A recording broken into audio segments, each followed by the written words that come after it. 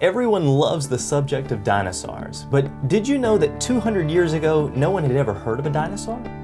What are these creatures? How long ago did they live? And why did they go extinct? Well, today on Wonders Without Number, we will examine the mystery of the dinosaurs from a biblical perspective.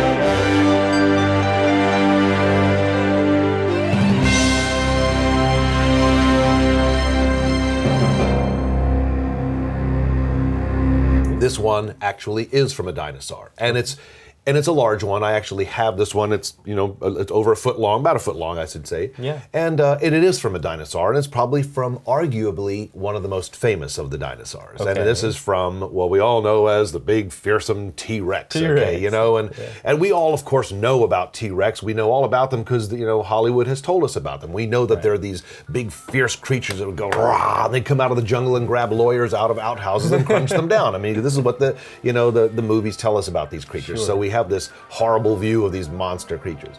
We have these big, fierce teeth, and he just looks like he'd be a meat-crunching, horrible creature, right? Yeah. Well, in fact, obviously he was, because look at his long, sharp teeth. He was obviously a meat eater. Oh, you'd think, right? Obviously a meat eater. Oh. Obviously a meat eater. And these are the other teeth, okay? Okay. Look, just because T-Rex had long, sharp teeth doesn't prove anything other than that he had long, sharp teeth. Right. He might have been a meat eater. We won't argue the point. Lions are meat eaters. Sure. The point is, just because he has long, sharp teeth doesn't prove anything. There are creatures today with long, sharp teeth that do not eat meat. That's true. God says to Job, well, go and look at Behemoth. Mm-hmm. Now, in my Bible, and maybe yours, a little star there, it says Behemoth. Well, that's probably a rhino or a hippo or an elephant. Yeah. Well, no, because it also says he's chief among the creations of God. Biggest thing he made, so maybe it's the elephant. Yeah. Then later on it says, you know what? He eats grass like an ox. Well, I grew up around elephants. They sometimes eat grass, but they're browsers. They mainly eat off of trees. Okay. So not talking about an elephant here. He's talking about something else.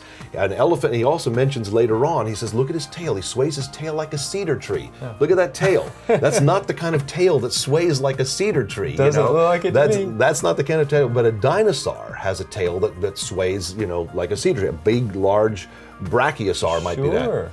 And then later on in the same chapter, he talks about him breathing fire and so forth. Yeah. Well, just because, and then of course the world looks at this and says, oh, come on.